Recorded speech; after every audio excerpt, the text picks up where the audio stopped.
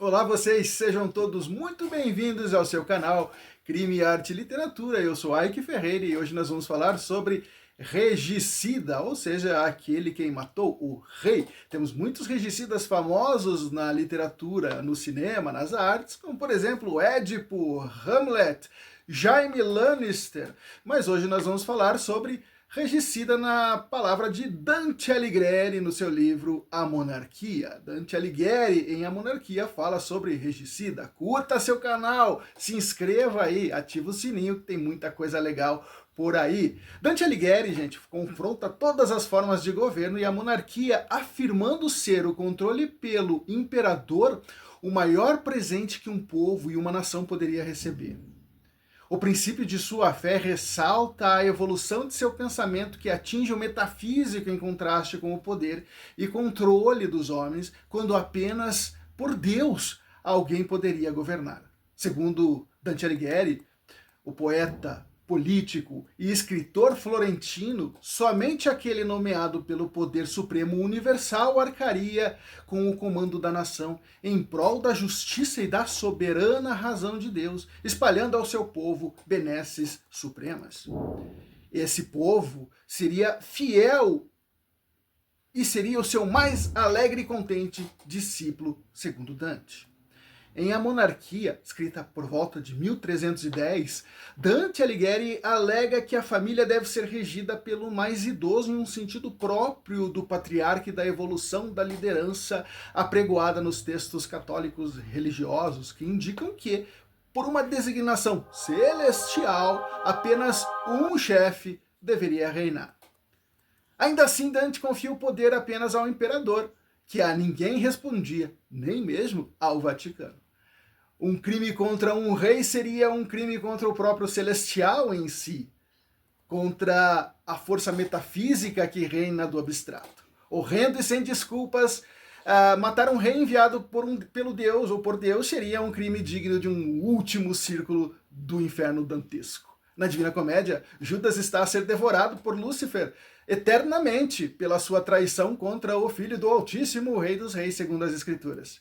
Ulisses, ou conhecido por nós também como Odisseu em seu retorno da Guerra de Troia, convocado por Agamenon em defesa da honra de Menelau, que teve a sua esposa roubada pelo príncipe troiano Paris, ao vingar-se dos pretendentes que lutavam entre si para obter o trono. Se Ulisses fosse morto, mesmo que o assassinato invocasse a legítima defesa, nesse caso aqui, esse assassino, mesmo que o assassino invocasse a legítima defesa, ele seria reconhecido como o regicida. Entretanto, matar um rei não significa propriamente apenas a morte de um homem em si, mas o fim e a morte de uma própria ideia. Tomemos o exemplo real, e aí nesse caso real da história, de Gaetano Bresci, nascido em 1869 até 1901. Cansado da tirania e da falta de preocupação com as mazelas que o povo italiano vivia, principalmente em Milão, tendo a irmã morta em um levante, uma revolução contra o império, decide que a melhor maneira de demonstrar a indignação do povo contra o seu monarca e contra o seu menosprezo para com os seus discípulos seria a morte do soberano. Matar não apenas o imperador, matar a ideia que por ele é representada.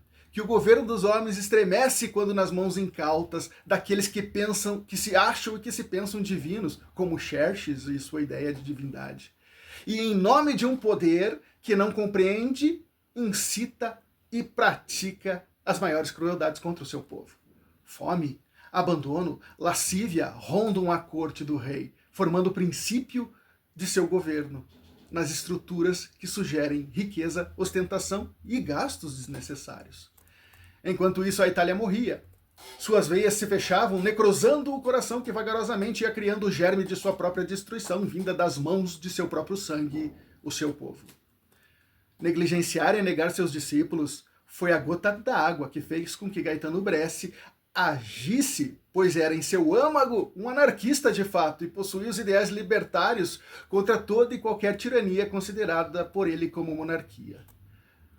O compatriota de Dante possuía a versão completa ao difundido pelo poeta florentino. Ele era contrário ao que Dante pensava. A monarquia, para ele, deveria morrer.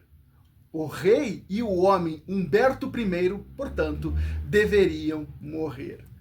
Ao retornar para a Itália, uma vez que passara longo período distante de sua vida tendo se escondido lá das perseguições que sofria, perseguições políticas que sofria, devido à sua luta contra a exploração e contra a opressão da monarquia, causada pela monarquia, resolveu que seria um retorno para impor um basta ao governo do homem. Em 1900, na cidade de Monza, Bresci desferiu 3 tiros no peito do imperador, matando-o de imediato. Preso, sem resistência, foi levado à prisão de Santo Stefano em 1900 e encontrado morto um ano após a sua chegada ao cárcere. Alguns alegavam suicídio, outros afirmavam que Bresci tinha sido assassinado pelos guardas.